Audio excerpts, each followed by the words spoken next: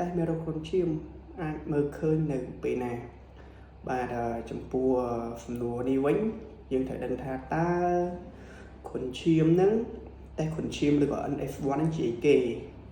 ចំពោះតែគ្រុនឈាមឬក៏ NF1 ហ្នឹងវាជាប្រភេទ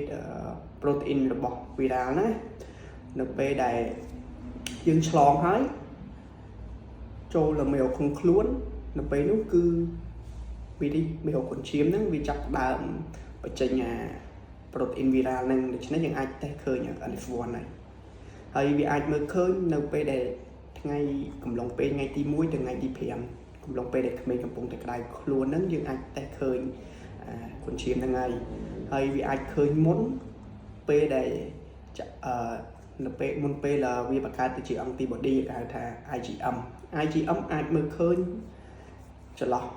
ពេលនឹងដែរគឺអាចចាប់ពីថ្ងៃទី5ទៅថ្ងៃទី7ទៅវាអាចចាប់ដើមឃើញហើយអញ្ចឹង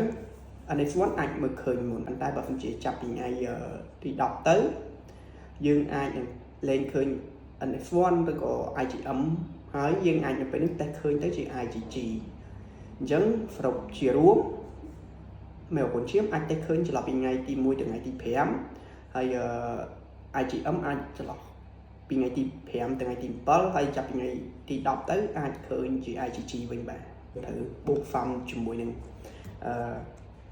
ការៈរបស់ជំងឺដែរតើគាត់លក្ខណៈនៃការក្តៅខ្លួនរបស់គាត់នឹងវាក្តៅរបៀបម៉េច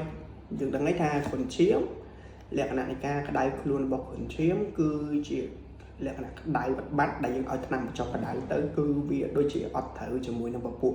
ប៉ារ៉ាហ្វេតាមុលសោះក្នុងរយៈពេលនៃការក្តៅខ្លួនហ្នឹងគឺថាដំណាក់កាលFebrile ហ្នឹងគឺវាអាចក្តៅយើងឲ្យថ្នាំទៅតិចតាមមួយផ្លែតវាលោតកម្ដៅឡើងមកវិញទៀតអញ្ចឹងណាហើយក្មេងវាអាចធ្វើឲ្យក្មេងឈឺពោះក្អួតចង្អោរឈឺជំងឺវងភ្នែកឈឺសាច់ដុំអត់ឃ្លានអាហារឬក៏អាចទៅជាសន្លឹមអីចឹងទៅនឹងវាជារោគសញ្ញាទាំងអស់ដូច្នេះយើងត្រូវបូកបន្ថែមទៅនឹងពីលើទៀតមុនបើសិនជាតេស្តយើងឃើញក៏មិនឃើញតែបើរោគសញ្ញាមានក៏យើងមិនអាចទាត់ចោលដែរហ្នឹងហើយបាទដូច្នេះតែតាមមុខអត់គ្រាន់ទេតោះយើងបូករួមសញ្ញាដំអូយនឹងសញ្ញាដែលអ្នកជំងឺគាត់ប្រាប់ឲ្យយើង